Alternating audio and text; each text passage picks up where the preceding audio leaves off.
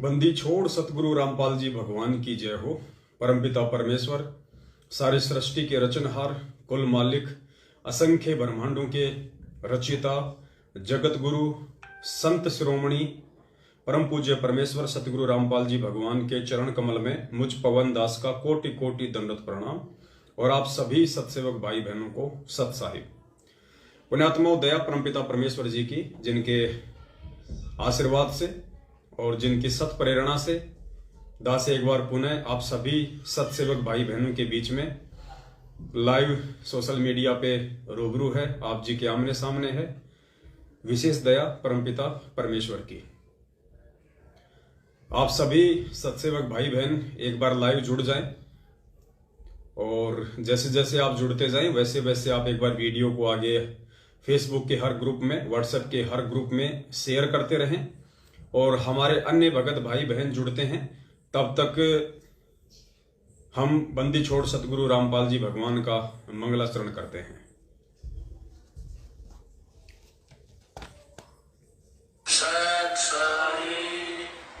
बंदी छोड़ कबीर साहिब की जय। बंदी छोड़ गरीबदास जी महाराज की जय। स्वामी रामदेवानंद जी महाराज की जय। बंदी छोड़ सतगुरु रामपाल जी महाराज की जय। सर्व संतों की जय, सर्व भक्तों की जय, धर्मी पुरुषों की जय, श्री काशी धाम की जय, श्री छुड़ानी धाम की जय, श्री करोटा धाम की जय। सत नमो नमो सतपुर सगुण नमस्कार गुरु की नहीं। सुर नर मुनि जन साधवा संतों सर्वसदी नहीं। सतगुरु साहेब संत सब दंडो तुम प्रणाम। आगे पीछे मत हुए तिनको कुर्बान। निराकार निर्विषम काल जाल निर्लेपम निज लीन गुणान। अकल अनुपे सोन्न गुणान। सोहम सुरति समाप्तम सकल समान। बेपरवाह था वार पार नहीं मत तुम ग्रीव जो सुमर सिद्ध होई। गणनायक करता ना करो निग्रह सोई। पारस पद करवाना आद्य गणेश मनाऊं। गणनायक देवन देवा चरण कमल लोलाऊं। आद्य अंत कल सेवा परम शक्ति संगीता। निज सिद्धि दाता सोई अविगत गुण अतीता। सत्य पुरुष निर्मोही जगदम्बा जगदीशा। मंगल रूप मुरारी तन मन अर्पण शीशम। भक्ति मुक्ति भंडारी स्वर नर मुनि जन ध्यावे। ब्रह्मा विष्णु महेशा शेष सहस मुख गावे। पूजे आदि गणेशा इंद्र कुबेर सरीखा। वरुण धर्म राय जावे। समर्थ जीवन जी का मन इच्छा फल पावे। 33 कोटि अधारा जावे सहस 88। उतरे भव जल पारा कटे यम की फांसी। 33 कोटि अधारा जावे सहस 88। उतरे भव जल पारा कटे यम की फांसी।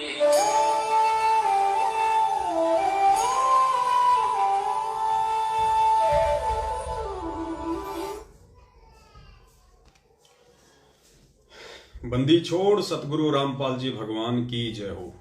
सत्साई भाई और बहनों, जो भी भाई बहन अभी जुड़े हैं, जुड़ते ही सबसे पहले यदि आपने वीडियो को शेयर नहीं किया है तो आप जी एक बार शेयर कर दें। और दूसरी बार जब वीडियो लाइव एंड हो उसके बाद भी आप जी एक बार जरूर वीडियो को शेयर किया करें।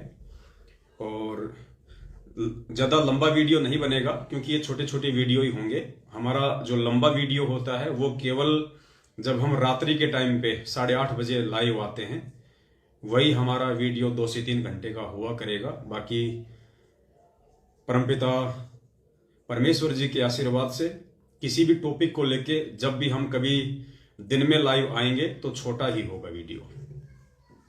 तो छोटी छोटी शंकाएं थी जिनके समाधान के लिए परमपिता परमेश्वर जी आप और हम सभी सत्सेवक भाई बहनों को लाइव आने के लिए निमित्त बनाते हैं। और छोटी सी शंका ये थी एक भगत भाई की, जब दास ने आज से कुछ दिन पहले परमपिता परमेश्वर सतगुरु रामपाल जी भगवान का एक छोटा सा सत्संग आप लोगों के सामने पेश किया, जिसमें परमपिता परमेश्वर जी कह रहे थे कि भाई जो अपना पूजा स्थल है, जहां पे हम अपने घर पे गुरुदेव का दरबार लगा के रखते हैं, तीनों टाइम की आरती करते हैं, जहां बैठ के हम अपना सुमरण करते हैं, मंत्र करते हैं, दीपक लगाते हैं, उसे कहते हैं गुरुद्वारा। हमारा जो असली गुरुद्वारा है वो है हमारा घर, जहां पे हमने अपने गुरुदेव का जो है वो दरबार लगा रखा है।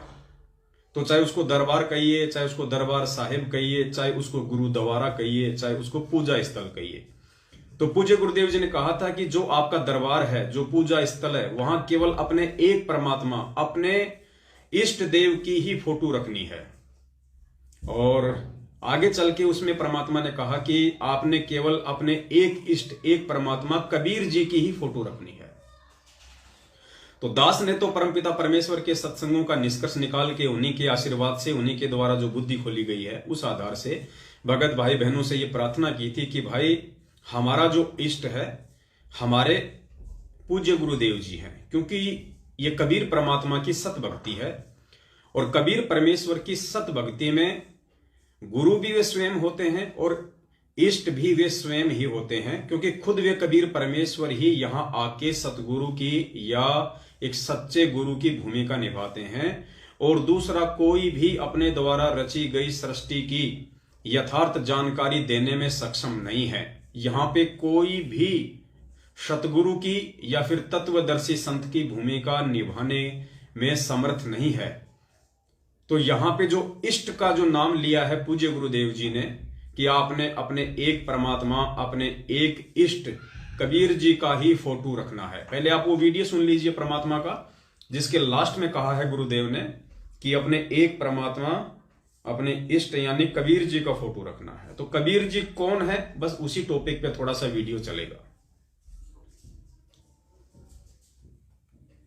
रही बात फोटो रखने की, जैसे आप एक पति भर्ता स्त्री होती है, वो अपने पर्स में केवल अपने पति का ही फोटो रख सकती है, दूसरे का नहीं। बाकी अनादरणीय नहीं है, अन्य भी है, सबको प्रणाम करें। अगर कहीं फोटो लगे हैं तो दूसरी बात, वो फोटो दूसरी बात है। लेकिन जहां पूजा स्थल हो वहां पर आप अपने मालिक के अतिरिक्त अगर किसी का फोटो रखते हो तो आपके हृदय में पतिव्रता तो नहीं है, वो नहीं है आपके अंदर, तो वो पतिव्रतापन नहीं होने से भगवान रुष्ट होगा। तो इसलिए हमने अपने पूजा स्थल पर केवल अपने ही उस पति का यानी कबीर जी का, परमेश्वर का, मालिक का फोटो ही रखना है।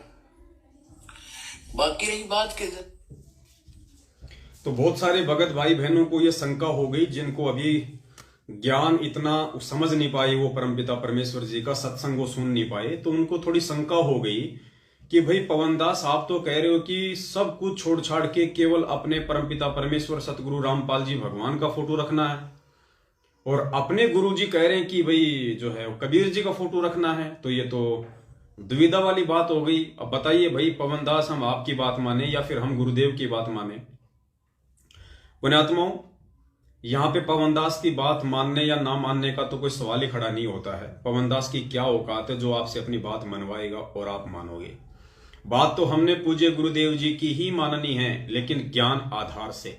गुरुदेव के इन सत्संगों का निष्कर्ष निकाल के, इन सत्संगों का सार निकाल के बात हमने पूज्य गुरुदेव भगवान की ही रखनी है। पुण्यात्माओं, बात वही है, एक कुत्ता था, वो कुत्ता दौड़े चले जा रहा था, दौड़े चले जा रहा था। और वो दौड़ क्यों रहा था? क्योंकि उसने एक खरगोश को झाड़ियों से निकल के और उसके आगे दौड़ता हुआ देख लिया, तो कुत्ता उस खरगोश के पीछे दौड़ लिया। अब खरगोश तो बहुत तेज दौड़ता है, कुत्ता धीरे दौड़ता है, तो खरगोश काफी आगे चला गया और कुत्ता थोड़ा पीछे रह गया, और कुत्ता उसके पीछे दौड़े जा रहा, दौड़े जा रहा। अब कुत्ता दौड़ रहा था। थोड़ी देर बाद में कुछ कुत्ते और थे, 10-15, जो वहां पे मस्ती कर रहे थे, रेत में लौट रहे थे। उन्होंने भी उस कुत्ते को दौड़ता हुआ देखा तो वो भी उस कुत्ते के पीछे दौड़ लिए। अच्छी खासी रेलगाड़ी सी चल पड़ी। अब जो सबसे आगे जो कुत्ता था वो आगे जाके, और एक झाड़ी थी, बहुत सारे पेड़ थे छोटे छोटे, वो वहां जाके चारों तरफ चक्कर काटने लग गया, क्योंकि उस कुत्ते ने देख लिया कि वो खरगोश इन्हीं झाड़ियों में छुपा है।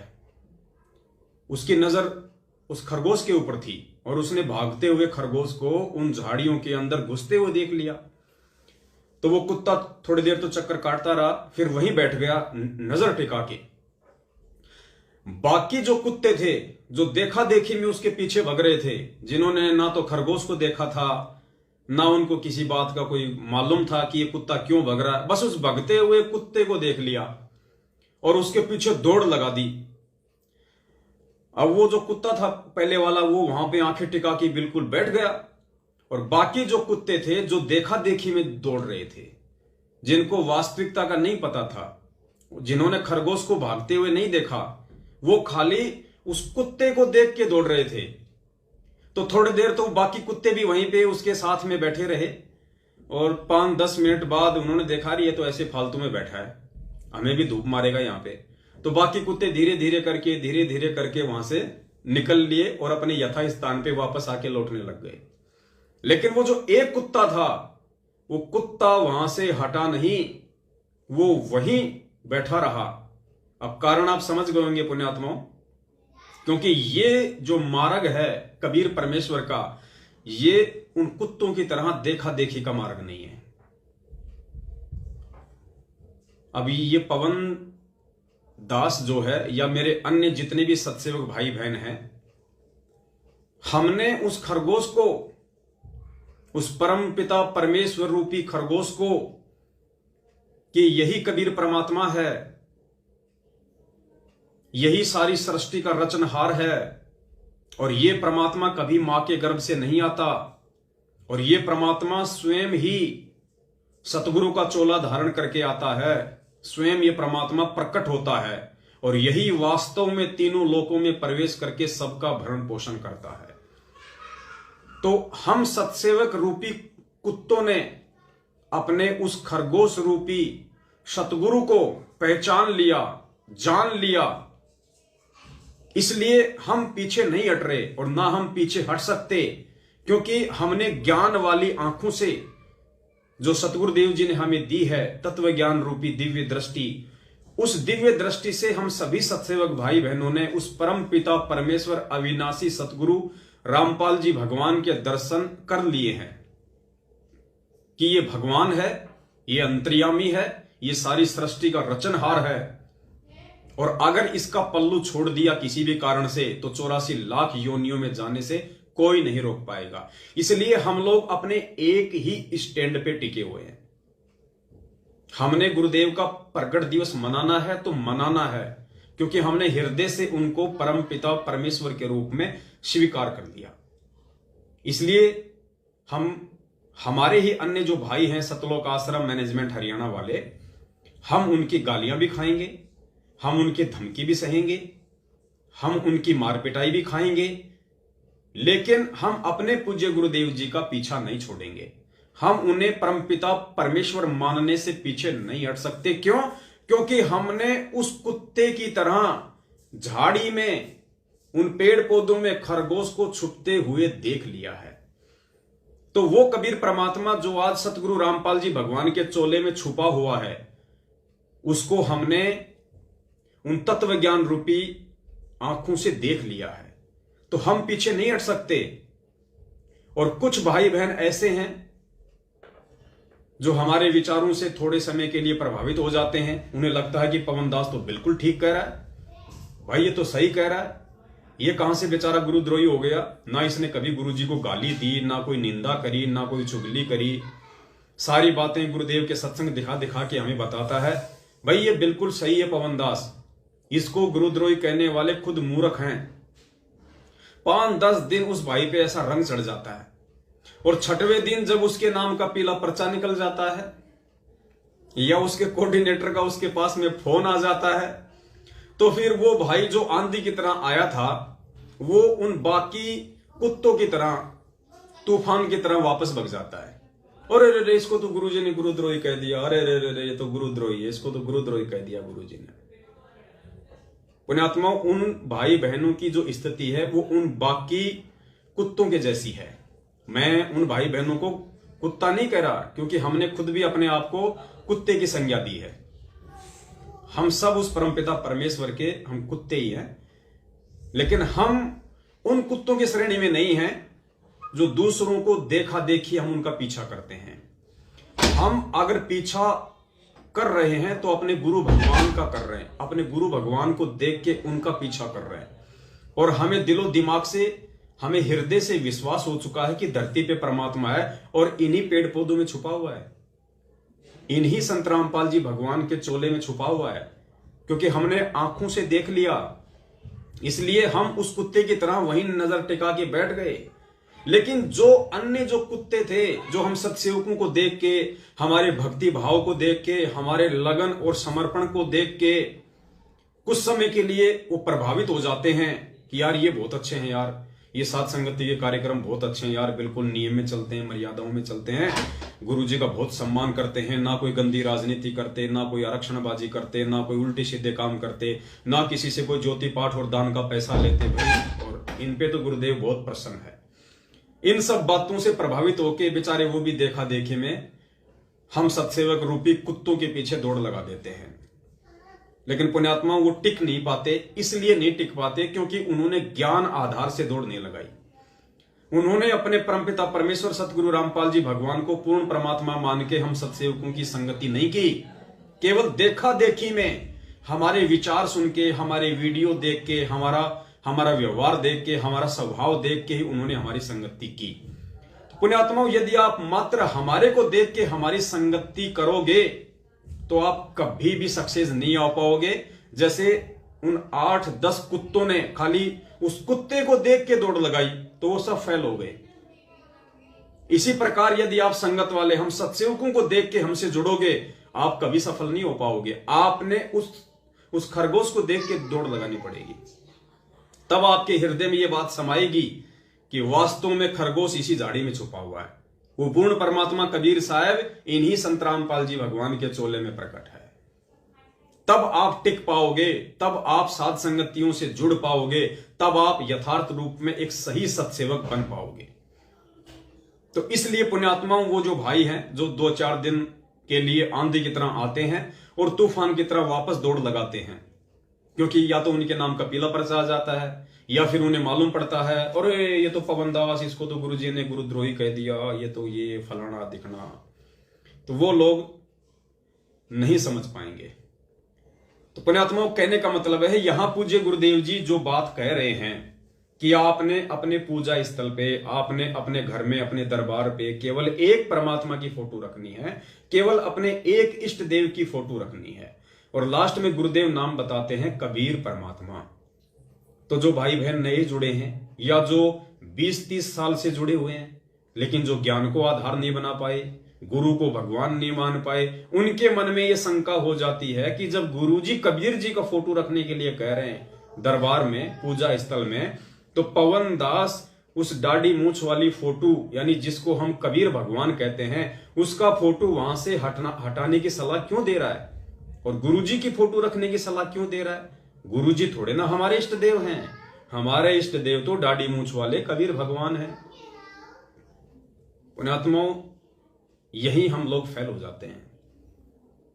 गुरुदेव ने हमें कितनी बार बताया कि 650 साल पहले वो कबीर परमेश्वर आया और उसने खूब डंके की चोट पे अपने आप को भगवान साबित करने की कोशिश की कि भाई मैं ही परमात्मा हूं, मैं ही भगवान हूं। सुन रामानंद राम हम बावन नरसिंह और गरीबदास तेरे रूप बिना और न दूजा अंग, ऐसी कुछ वाणी है मालिक की। और भी कहा परमात्मा ने उस समय अपने आप को परमात्मा साबित करते हुए, हम ही अलग अल्लाह हैं, कुतुब गोस और पीर। और भी बहुत सारी कही, सुन स्वामी राम में, सुन स्वामी राम हम बावन नरसिंह। पता नहीं कितनी वाणियां बोली उस समय परमात्मा ने 650 साल पहले कि भैया मैं ही कबीर हूं, मैं ही परमात्मा हूं। मैं ही सारी सृष्टि का रचनहार हूं। लेकिन उसके बाद भी 64 लाख में से एक ने भी उनको परमात्मा के रूप में स्वीकार नहीं किया। और आज वो कबीर परमात्मा स्वयं संत रामपाल जी भगवान का रूप धारण करके अपने ही 650 साल पहले वाले रूप को भगवान साबित कर रहे हैं। पुण्यात्माओं, ये नियम है यहां का, ये विधान है यहां का। आज यदि गुरुजी भी, संत रामपाल जी भगवान भी 650 साल पहले की तरह अगर अपने आप को भगवान कहते, अपने आप को सीधे शब्दों में कबीर परमेश्वर कहते, तो पुण्यात्माओं आप और हम बिल्कुल भी स्वीकार नहीं करते। इसलिए सतगुरुदेव जी ने उस फोटो का सहारा लेना पड़ा, दाढ़ी मूंछ वाली का, कि भाई ये हैं कबीर परमात्मा, ये हैं कबीर भगवान। मतलब खुद भगवान होते हुए संत रामपाल जी भगवान ने अपने आप को छुपाया रखा। सन 1994 से अपने आप को छुपा के रखा।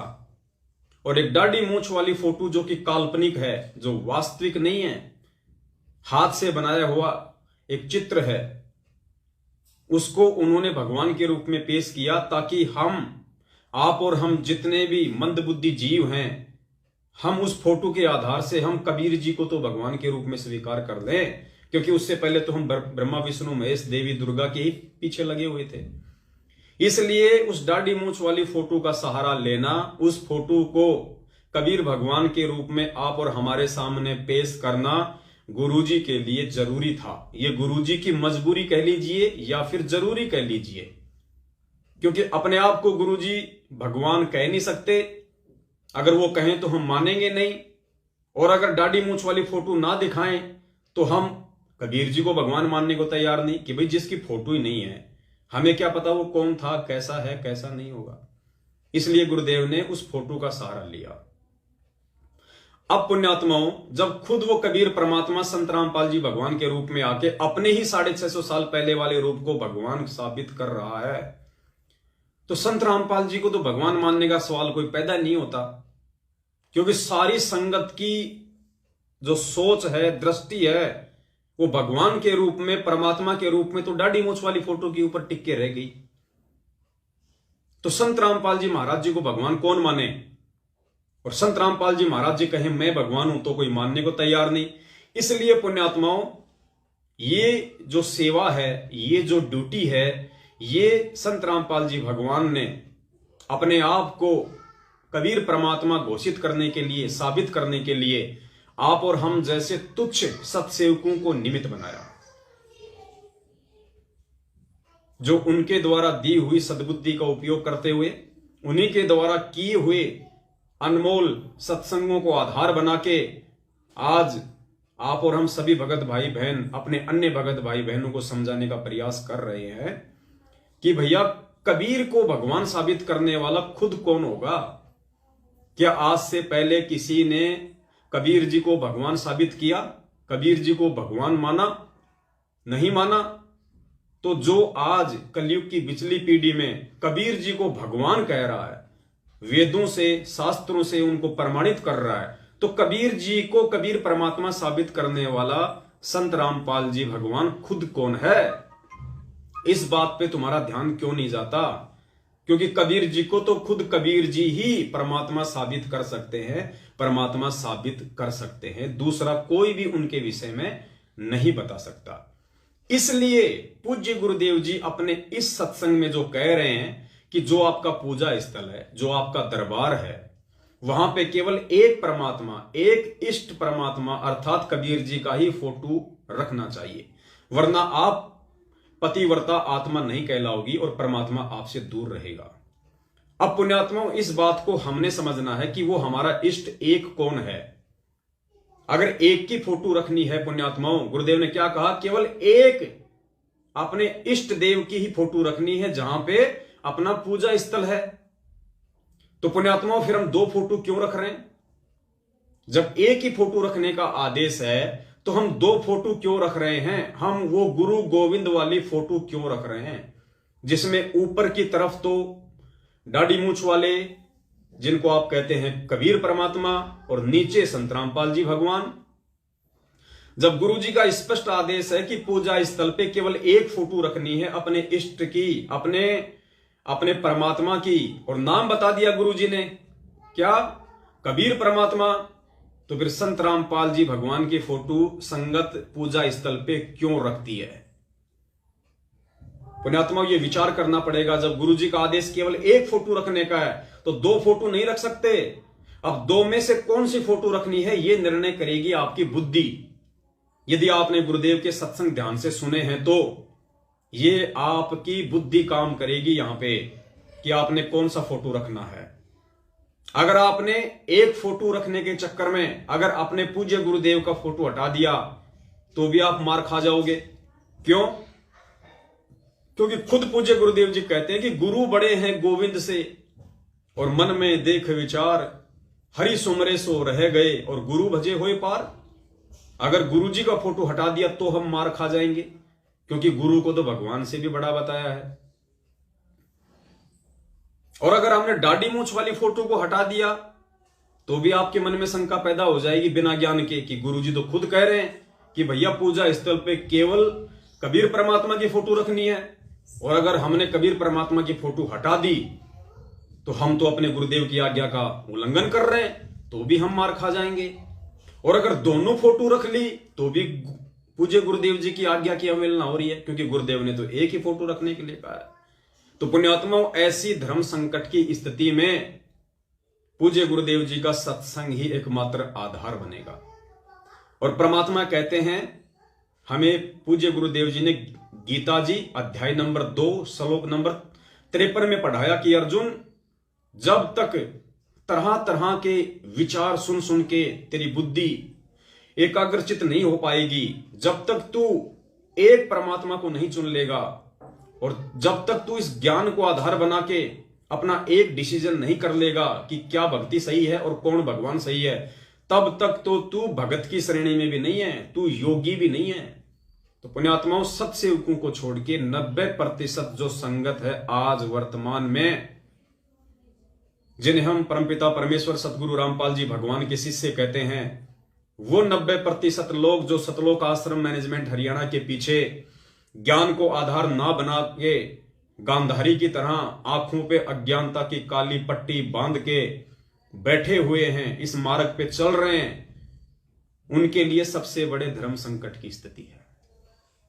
और सत्सेवकों ने तो अपना स्टैंड ज्ञान आधार से क्लियर कर ही लिया, क्योंकि हम तो वो कुत्ते हैं जिन्होंने खरगोश को अपनी आंखों से उन झाड़ियों में छुपते हुए देखा है।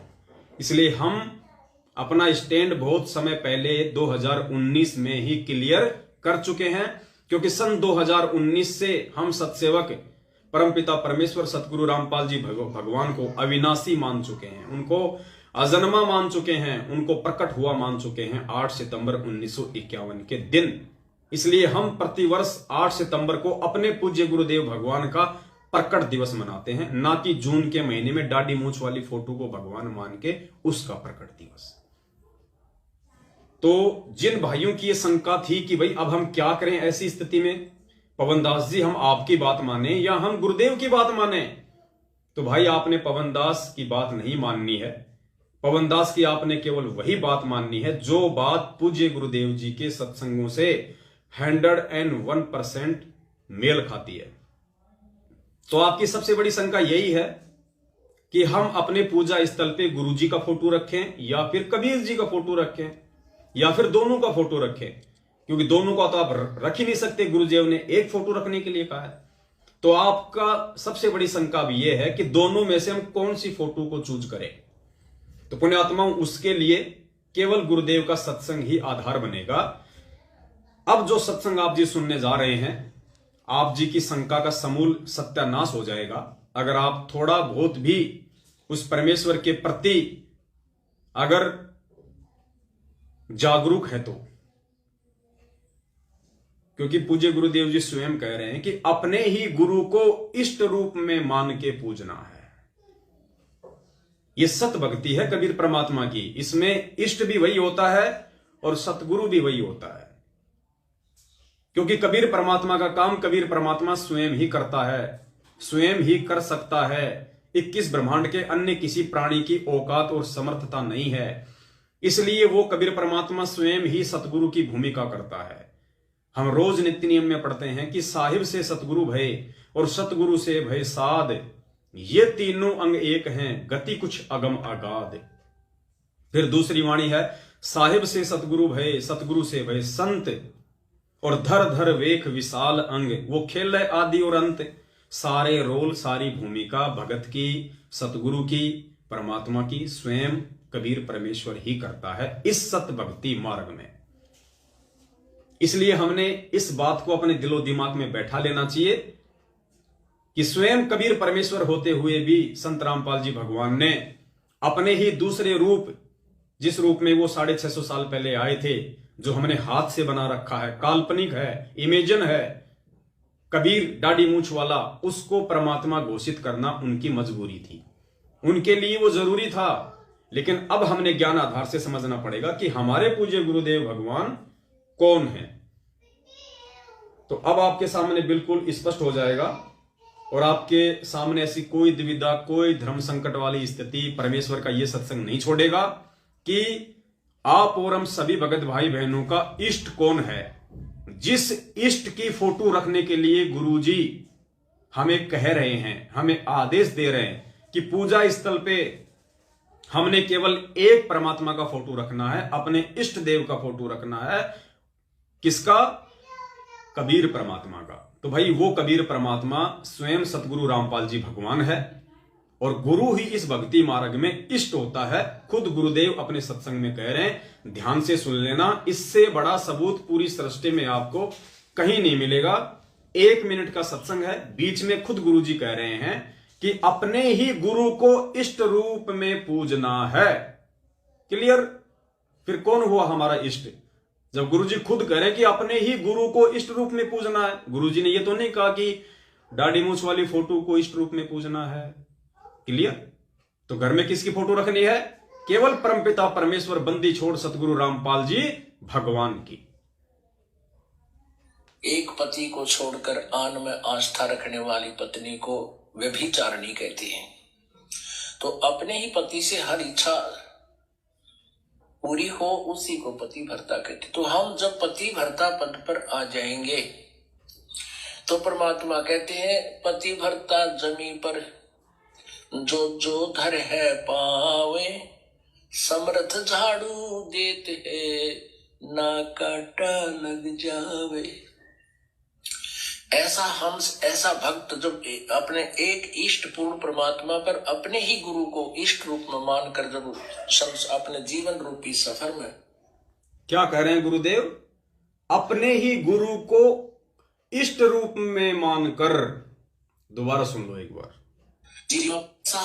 ऐसा भक्त जब अपने एक इष्ट पूर्ण परमात्मा पर अपने ही गुरु को इष्ट रूप में मानकर जब अपने जीवन रूपी सफर में प्रस्थान करता है रास्ते पर, तो परमात्मा जीवन रूपी सफर के पाप कर्म रूपी कांटों को बुहारना शुरू कर देता है, उसके दुखों को खत्म करना शुरू कर देता है, झाड़ू देता चलता है कि मेरी प्यारी आत्मा का कांटा ना लग जाए। तो भाई और बहनों, समझदार को संकेत ही काफी होता है, ज्यादा समझाने की आवश्यकता नहीं पड़नी चाहिए। बाकी तो फिर जानवर है जिसको लट्ठों से समझाया जाता है। समझदार वही होता है जो ठोकर खा के समझ जाए, और उससे भी ज्यादा समझदार वो होता है जो दूसरे की ठोकर से समझ जाए और अपना अंगूठा फुड़वाने से बच जाए। अभी ये आपके ऊपर निर्भर करता है, आप अपना अंगूठा फुड़वा के संत रामपाल जी भगवान को भगवान मानोगे, या हम जैसे सत्सेवक जो अंगूठा फुड़वा के आज आप चिल्ला रहे हैं आपके सामने कि गुरुदेव ही भगवान है। आप रोज संध्या आरती करते हो, मेरे गुरुदेव भगवान, दियो काट काल की फांसी, मेरे गुरुदेव भगवान। अरे जब तुम रोज संध्या आरती में अपने गुरु को भगवान कह रहे हो तो फिर भगवान को भगवान मानने में तुम्हें शर्म क्यों आ रही है? फिर 2 भगवान दुनिया में कौन आ गए? फिर अपने दरबार में, अपने पूजा स्थल पे और किस भगवान की फोटो रखोगे जब खुद आप अपने गुरु को भगवान कह रहे हो, मेरे गुरुदेव भगवान? तो फिर भगवान कौन हुआ? इष्ट कौन हुआ? फिर भी नहीं समझे तो गुरुजी ने सत्संग में स्पष्ट समझा दिया कि अपने ही गुरु को भगवान मान के उसकी पूजा करनी है। तो क्लियर हो गया कि अपने पूजा स्थल पे, अपने घर में आपने जो दरबार लगा रखा है बंदी छोड़ का, उस दरबार में ही नहीं, ये पवन दास तो ये कहेगा कि पूरे घर में दाढ़ी मूंछ वाली फोटो को भूल जाओ, उसके ऊपर क्रॉस मार दो।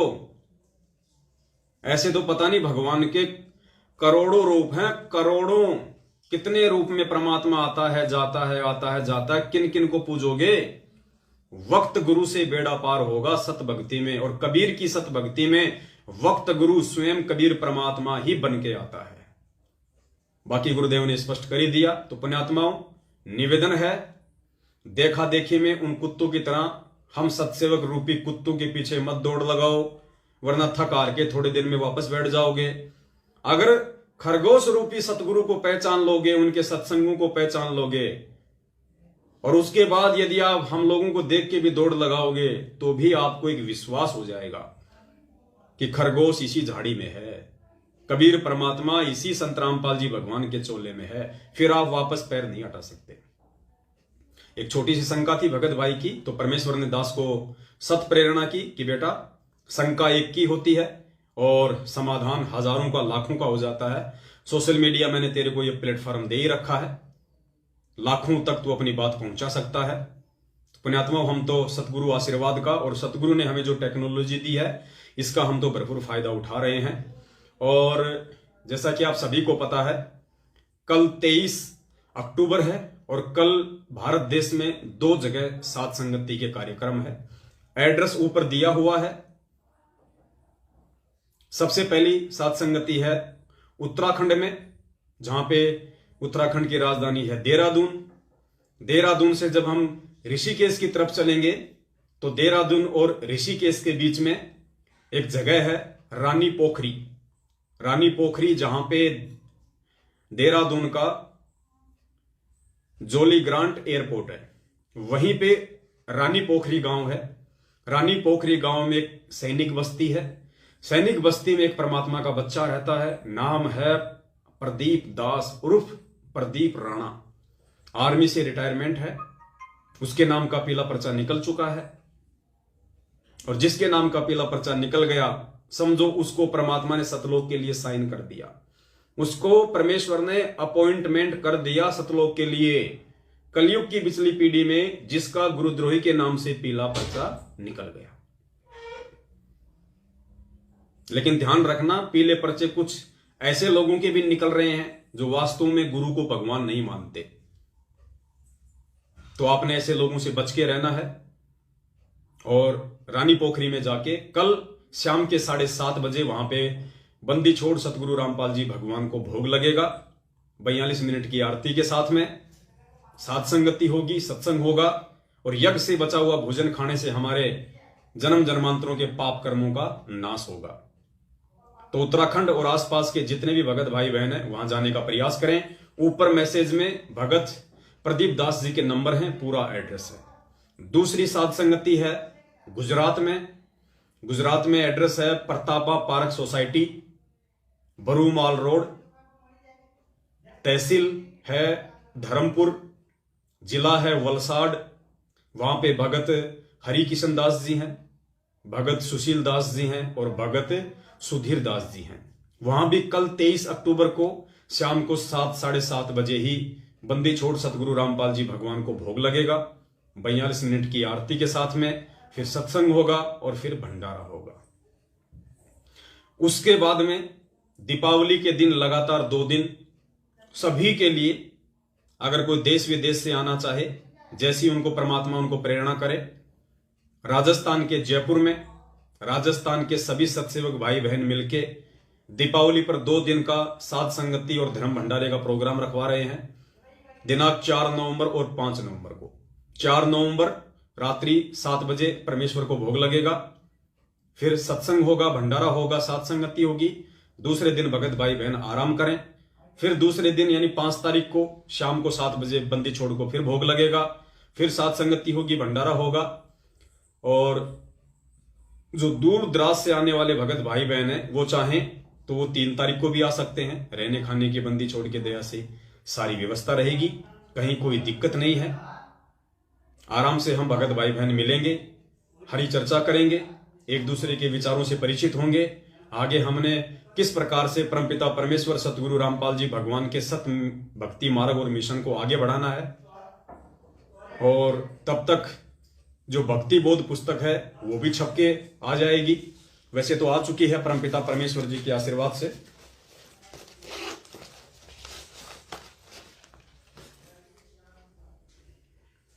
ये परमपिता परमेश्वर ने भक्ति बोध पुस्तक छपवाई है, जिसपे सबसे ऊपर लिखा है बंदी छोड़ सतगुरु रामपाल जी भगवान की जय हो। पवित्र भक्ति बोध पुस्तक है, बाकी सेम वही है। अंदर सबसे पहले बंदी छोड़ सतगुरु रामपाल जी भगवान का फोटो है और लिखा भी यही हुआ है, बंदी छोड़ सतगुरु रामपाल जी भगवान की जय।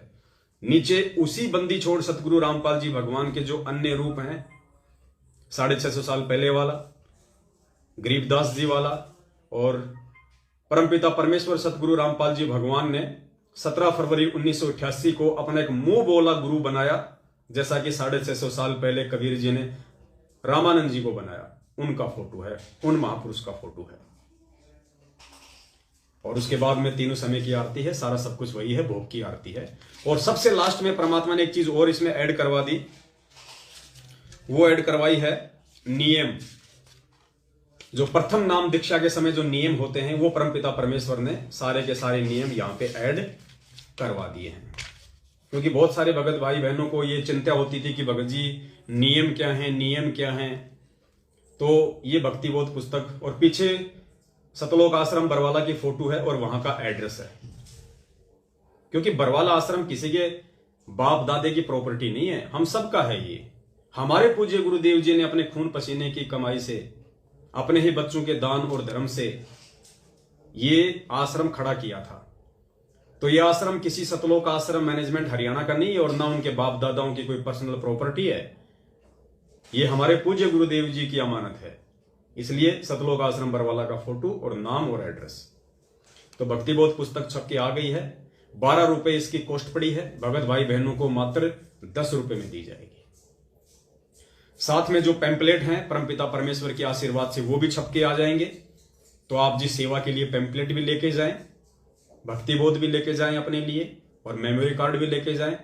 और दास निवेदन करेगा पुण्यात्माओं, जो नंबर दिए हुए हैं नीचे एड्रेस में, ऊपर जो मैसेज है उसमें जो नंबर दिए गए हैं, उन नंबरों पे आप जी फोन करके, यदि आपको सेवा के लिए ज्यादा चाहिए पैम्पलेट, मान लीजिए कोई भाई अपने साथ में जब साथ संगति में आएगा, मान लीजिए किसी को 5000 पैम्पलेट चाहिए, किसी को 10,000 पैम्पलेट चाहिए, तो पुण्यात्माओं 1 रुपया 40 पैसे का वो पैम्पलेट हमें पड़ा है। तो उस हिसाब से आप जी जितने पैम्पलेट चाहें उतने आप जी लेके जो है वो जा सकते हैं सेवा के लिए।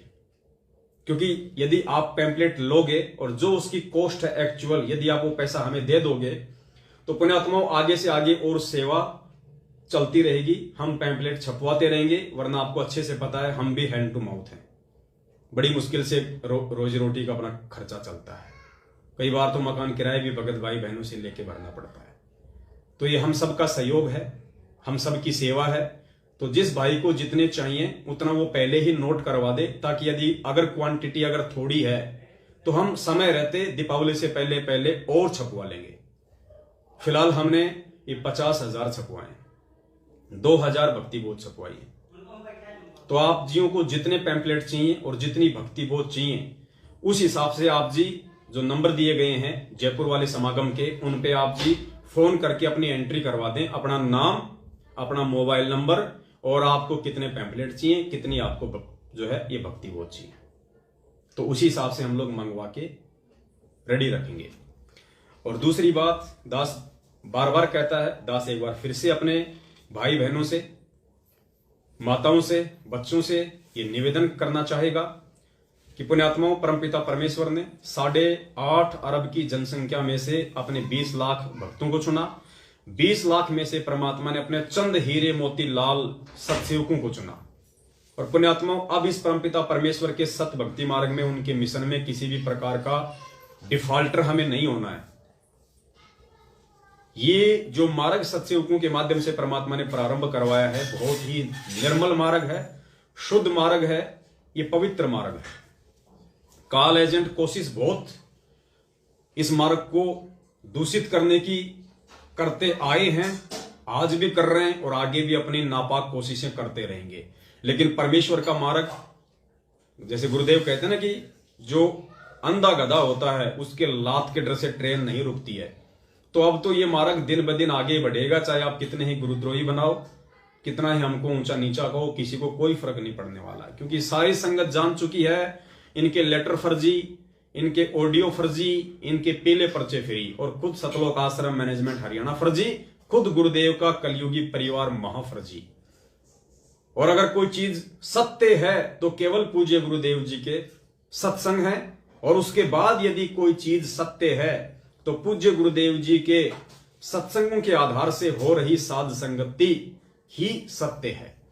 तो सबकी आंखें खुल चुकी हैं। 7 साल से उन्होंने मैनेजमेंट की भी संगति करके देख ली, अपने हार्ड गोडे अच्छे से तोड़वा के देख लिए, ज्योति पाठ और दान का पैसा खूब दे के देख लिया, इशार की तारीखों पे जा जाके अपने घुटने तोड़ के देख लिए, किसी को कोई लाभ नहीं है, जैसे थे वैसे के वैसे हैं। तो अब लोग मजबूरन, जिसको भक्ति करनी होगी, जो अच्छी आत्मा होगी, वो तो सत्सेवकों के साथ में ज्ञान आधार से जुड़ जाएगी, और जो निकम्मी आत्मा होंगी, जिनके भक्ति संस्कार कमजोर होंगे, वो मैनेजमेंट की संगति करते करते, और मैनेजमेंट की संगति का मतलब है सबसे पहले अपनी मर्यादा तोड़ना, तो मर्यादा तोड़ने वाले को लाभ होने नहीं। जब तक बैटरी थी तब तक ठीक था, बैटरी डिस्चार्ज हो गई, आगे भक्ति बन नहीं रही, पहले की सारी तुमने खा ली, थोड़ी बहुत थी मैनेजमेंट ने जाट आरक्षण में, राजनीति में, रक्तदान में, देदान में, आनंद पाल की सीबीआई जांच में तुम्हारी बर्बाद करवा दी। तो अब वो खाली खोके रह गए।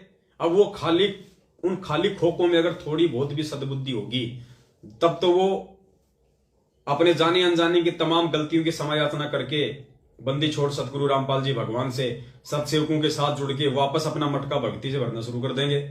और जो बिल्कुल ही बेबुद्धि हैं, वो अपने गुरुदेव में दोष निकाल देंगे, गलती खुद की, और दोष निकालेंगे गुरुदेव में कि यार इतनी भक्ति कर रहे हैं, इतने पाठ करवा दी, इतनी ज्योति करवा दी, इतनी बार तारीखों पे चला गया है, कोऑर्डिनेटर की भी बराबर में चापलूसी कर रहा हूं 7 साल से, फिर भी कोई फर्क नहीं पड़ रहा मेरे ऊपर। तो वो अपने गुरुदेव में दोष निकाल के स्वयं की गलती के चलते इस मार्ग को छोड़ के या तो दूसरे पंथों में धक्के खाएंगे या फिर वापस अपना उन्हीं भक्तियों में लग जाएंगे। तो तमाम मेरी जो माता बहनें हैं, दास उनसे हाथ जोड़ के फिर विनती करेगा, पुण्यात्माओं, यदि आपको सतनाम मिल चुका है, भाई और बहन, माता, बुजुर्ग, यदि आपको सतनाम मिल चुका है, दास इसलिए कह रहा है क्योंकि सतनाम तक इतना ज्ञान नहीं हो पाता है, इसलिए उन भाई बहनों को मैं ज्यादा फोर्स नहीं करूंगा, लेकिन विनती मैं उनसे भी करूंगा जिनको अभी तक सतनाम नहीं मिला है या जो संकल्प नाम दीक्षा लेके भक्ति कर रहे हैं। मेरी विनती उनसे भी रहेगी, क्योंकि अब हमने परमेश्वर को समझने में ज्यादा देरी नहीं करनी चाहिए। गुरुदेव कहते हैं ना, साहिब ने भेद दिया सब खोला अपनी सतलोक राजधानी का। जब सारा भेद परमात्मा ने खोल दिया तो हमने समय नहीं लेना चाहिए वो आगे समझने में। लेकिन जिनको सतनाम मिल चुका है, उन माता बहनों से मेरा निवेदन है, आप साध संगति के जिस भी प्रोग्राम में जहां भी जाएं, पुण्यात्माओं, पाखंड रहित होके जाएं, आडंबर रहित होके जाएं, मान बढ़ाई और दिखावे से दूर होके जाएं। आपके शरीर के किसी भी अंग पे किसी भी प्रकार का सोने चांदी का या नकली आभूषण नहीं होना चाहिए। यदि आप साध संगति की तरफ अपना पैर रख रही हैं तो आपके जो वस्त्र हैं बहुत ही शोभनीय होने चाहिए, बहुत ही सभ्य होने चाहिए, ढीले ढाले होने चाहिए। आपके वस्त्र चटकीले, मटकीले और भड़काऊ नहीं होने चाहिए। कोई भी टाइट वस्त्र ऊपर या नीचे आप जिन्हें नहीं पहना होना चाहिए। बहुत ही सादगी के साथ, बहुत ही विनम्रता के साथ में। अपने बच्चों के वस्त्र भी बहुत सीधे सादे तरीके वाले आप जिन्हें सिलवा लेने चाहिए। छोटे छोटे बच्चे जो टाइटी पहन लेते हैं, जींस पहन लेते हैं, पुण्यात्माओं, अब नहीं चलेगा इस मार्ग में। आज यदि आप उनको नहीं टोकोगे तो कल फिर जब वो अपनी व्यवस्था में आ जाएंगे फिर वो आपकी बात नहीं मानेंगे। तो बच्चों पे यदि भक्ति का रंग चढ़ाना तो बचपन से चढ़ाओ। और बच्चे अपने माँ बाप को देख के ज्यादा सीखते हैं, ज्यादा चलते हैं। बच्चे समझाने से कम और देखने से ज्यादा समझते हैं। तो आप एक भगत बन के रहोगे अपने घर में और साथ संगतियों में और समाज में, तो आपके बच्चे ऑटोमेटिक आपको देख के 90% तो वैसे ही भगत बन जाएंगे। तो चाहे जयपुर की साथ संगति हो या चाहे देश विदेश में कहीं भी साथ संगति हो सत्सेवकों की, उस साथ संगति में जो भी माता बहन भाई आए, वो किसी भी प्रकार का अपने किसी भी अंग पे कोई भी आभूषण सोने चांदी का या आर्टिफिशियल ज्वेलरी, नकली आभूषण भी नहीं होने चाहिए। शोभनीय वस्त्र हो, ढीले ढाले वस्त्र हो, जैसा कि दास बार बार जिक्र करता है, बहुत ही सादगीपूर्ण तरीके से, वरना हम परमपिता परमेश्वर के दोषी हो जाएंगे। हालांकि यदि आप सोना पहन के भी आ गई तो हम आपको रोकेंगे नहीं, लेकिन पुण्यात्मा परमेश्वर आपको हृदय से उस साथ संगति में स्वीकार नहीं करेगा। परमेश्वर आपको अपना आशीर्वाद नहीं देगा। और जब परमेश्वर ही आपको पसंद नहीं कर रहा, परमेश्वर आपको अपना आशीर्वाद नहीं दे रहा, क्योंकि जब आप सोना पहनेंगे तो पुण्यात्मा साथ में काल को भी आशीर्वाद जाता है, क्योंकि सोने में काल का प्रवेश है। गुरुदेव ने स्पष्ट मना कर रखा कि सोना नहीं पहनना। तो परमेश्वर आपके साथ साथ काल को आशीर्वाद क्यों देगा? उसने तो वैसे बखेड़ा शुरू कर रखा है, तो आशीर्वाद फिर आप भी नहीं ले पाओगे यदि काल को आपने अपने ऊपर धारण कर रखा है तो। और जो भी भगत भाई बहन जिनको थोड़ी बहुत समस्या रहती है, ठूठा रहती है भक्ति करते करते भी, उनकी सबसे बड़ी समस्या यही है कि अभी तक वो गुरुदेव के ज्ञान को आधार नहीं बनाए हुए हैं। वो माता बहनें आज भी अपने शरीर पे सोना धारण करती हैं, चांदी धारण करती हैं। और पुण्यात्मा सबसे बड़ा जो रीजन होता है सोना उतारने का, गुरुदेव ने बताया कि औरत को गहनों से बहुत प्यार होता है, और गुरुदेव का आदेश है गहना नहीं पहनना। तो जो औरत गहना उतार देगी, इससे साबित हो जाएगी कि उसने गहने से ज्यादा, आभूषणों से ज्यादा अपने गुरुदेव को महत्व दिया है, इसलिए परमात्मा उसके नजदीक आते हैं। आपने रामानंद जी की कहानी तो सुनी होगी, जब वो पीपा के पास गए थे, भगत पीपा, और उसकी एक रानी थी सीता, 3 रानियां थी। तो जब भगत पीपा जी को ज्ञान हुआ तो उसने अपनी रानियों से सलाह मशवरा किया कि साहब मैं तो संन्यास ले रहा हूं, राजपाट तुम संभालो, बच्चे युवा हो गए, मैं अपनी भक्ति करूंगा, अपना पीछा छुड़ाऊंगा। तो वो कहने लगी नहीं जी नहीं जी, ऐसा थोड़ी होता है, हम भी आपके साथ चलेंगे, हम भी भक्ति करेंगे। तो पीपा जी ने रामानंद जी से कहा कि भगवान ये तो फिर वो की वो स्थिति हो गई मेरे पीछे। तो रामानंद जी ने कहा कि भाई ठीक है देखते हैं चल के। तो रामानंद जी साथ में गए और उनसे कहा कि देखो बेटी, अगर हमारे साथ चलना है तो भाई ये सोना जो है अपने शरीर से उतारना पड़ेगा। तुम हमारे साथ चलोगी, रास्ते में कोई गुंडा मिल गया, कोई गुंडा मिल गया, कोई ऊतपड़ा मिल गया, तुम्हारे साथ साथ हमें भी कूटेगा पीटेगा, तुम्हारे को भी ले जाएगा, तुम्हारे गहने भी ले जाएगा। तो अगर हमारे साथ चलना है, भक्ति करनी है, तो ये सोना उतार दो। तो गुरुदेव ने बताया उनमें से 2 रानियां थी, उन्होंने कहा कि नहीं जी सोना नहीं उतरता हमारे से, तो यो अच्छा बाबा है सोना उतरवाने वाला। और फिर परमात्मा ने बताया गुरुदेव ने कि उनमें एक थी सीता, उसने तुरंत अपने सारे गहने उतार दिए। लो जी बोलो। फिर परमात्मा ने उसकी और परीक्षा ले लेनी चाहिए, जो गुरुदेव ने बताया कि बेटी ऐसे नहीं, हमारे साथ चलना तो कति नंगी होके चलना पड़ेगा। वही साड़ी उतारने लग गई। तो रामानंद जी ने कहा कि बस बेटी बस, हम तो तेरे अंदर के भाव देखना चाहते थे कि तू ऊपरी मन से कह रही है या तेरे अंदर भी कोई जगह है। तो पुण्यात्मा, यदि आप साथ संगति में आना चाहते हैं और कहीं आप ये सोचो कि भाई जयपुर जाएंगे या दूसरी जगह जाएंगे, खाली साथ संगति में सोना उतार दो, घर आके वापस पहन लेंगे, पुण्यात्मा वो अंतर्यामी भगवान है। आप साथ संगति में तो अपने आप को बहुत अच्छी माता बहन साबित कर दोगी, लेकिन बंदी छोड़ की नजरों में तो आप वैसी की वैसी रही। फिर फायदा क्या हुआ? हमें दिखा के क्या करना है, क्या मिल जाएगा आपको? अगर एक अच्छी भगत बन के, एक अच्छी बहन माता बन के दिखाना है तो अपने बंदी छोड़ को अपने गुरु भगवान को दिखाओ।